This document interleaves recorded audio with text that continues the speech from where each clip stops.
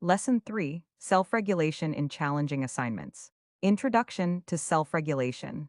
Self-regulation is the capacity to manage your emotions, thoughts, and behaviors in a way that is appropriate to the situation and aligns with long-term goals. For sign language interpreters, self-regulation is crucial in maintaining composure, clarity, and professionalism, especially during emotionally intense or ethically complex assignments. Unlike suppression, which involves burying emotions, self-regulation is about acknowledging emotions and choosing a thoughtful response. It allows interpreters to pause, breathe, and respond intentionally rather than react impulsively or emotionally. In practice, self-regulation protects the integrity of the interpretation. It prevents emotional outbursts, defensive behavior, or unconscious shifts in the message due to personal feelings. It also reduces the risk of burnout by helping interpreters cope with stress and emotional fatigue more effectively. Interpreting in a legal setting. Imagine an interpreter assigned to a high-stakes courtroom trial. A deaf client is accused of a serious crime, and the testimony being shared is graphic and upsetting. As the prosecutor describes the crime in vivid detail, the deaf client becomes agitated and begins signing rapidly and emotionally.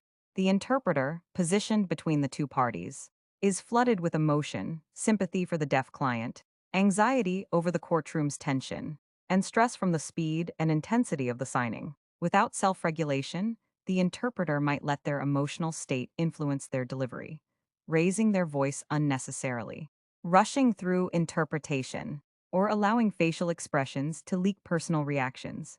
A self-regulated interpreter, however, draws on emotional discipline. They ground themselves, perhaps through steady breathing or subtle grounding techniques, and maintain a steady tone and controlled signing. They recognize the rising internal tension, but contain it, ensuring that their rendering of the message is calm, accurate, and free of personal bias. After the session, they debrief or engage in self-care, rather than bottling up the emotions. Triggers and emotional hijacking. Emotional hijacking happens when strong emotions override rational thought and decision-making. For interpreters, this can be triggered by personal history, a topic that mirrors past trauma or painful experiences, conflict in the environment, arguments, blame, or disrespect between hearing and deaf participants, perceived injustice, when interpreters witness discriminatory or demeaning behavior toward the deaf client. In these moments, interpreters may react emotionally, rolling their eyes, pausing the interpretation without warning, sighing or injecting commentary.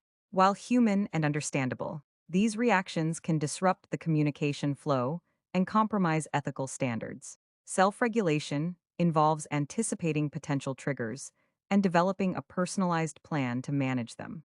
This might include grounding exercises, positive self-talk, conscious breathing, or preparing mentally before known high-stress scenarios. Scenario: emotional conflict in a counseling session. Consider an interpreter working in a counseling session where a deaf teenager is sharing their experience of bullying and rejection from family due to their sexual orientation. The hearing counselor seems detached, frequently interrupts, and appears to lack cultural sensitivity. The interpreter begins to feel a mix of anger and protectiveness toward the deaf teen, while also feeling frustration at the counselor's tone. If unregulated, these feelings might leak into the interpreter's delivery by subtly emphasizing the counselor's dismissiveness, softening the teen's story, or becoming emotionally entangled in the session. With self-regulation, however, the interpreter internally acknowledges these emotional responses.